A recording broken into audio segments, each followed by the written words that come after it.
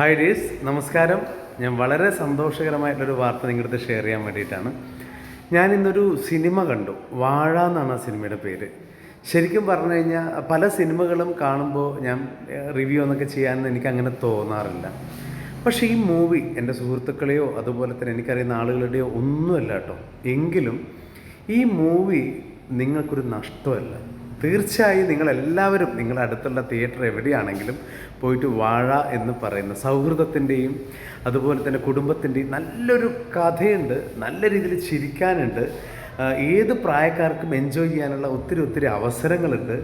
പിന്നെയെന്ന് വെച്ച് കഴിഞ്ഞാൽ മറ്റുള്ള ആളുകൾക്കൊക്കെ ഭയങ്കരമായിട്ടുള്ളൊരു വിഷമമുള്ളൊരു കാര്യമാണ് ഈ ഒരു കാലഘട്ടത്തിലും പഴയ കാലഘട്ടത്തിലൊക്കെയുള്ള ആൾക്കാർക്ക് എങ്ങനെയാണ് ഈ പുതുതലമുറകളെ എങ്ങനെ രീതിയിൽ, അപ്പോൾ അതൊക്കെ ശരിക്കും ഒരു എന്താ പറയുക ഐഡൻറ്റിഫിക്കേഷൻ ആയിട്ട് തന്നെ കൃത്യമായിട്ട് കാര്യങ്ങളൊക്കെ അതിന് മനസ്സിലാക്കാൻ സാധിച്ചു.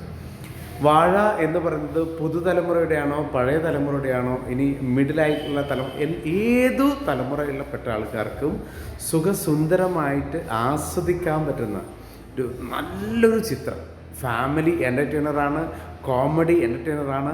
ശരിക്കും പറഞ്ഞു കഴിഞ്ഞാൽ എല്ലാ ആളുകൾക്കും എന്താ പറയുക, എല്ലാ നാട്ടുകാർക്കും പിന്നെ ഇപ്പോൾ ഏത് ലാംഗ്വേജിൽ ഇതൊന്ന് ട്രാൻസ്ലേറ്റ് ചെയ്താൽ പോലും വിജയിക്കാവുന്ന കണ്ടൻസാണ്.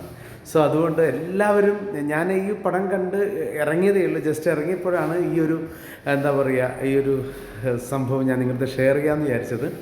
മൂവിയുടെ പേര് വാഴ. മസ്റ്റായിട്ടും കാണാൻ നിങ്ങളത് അഭിപ്രായം പറയാം. Thank you.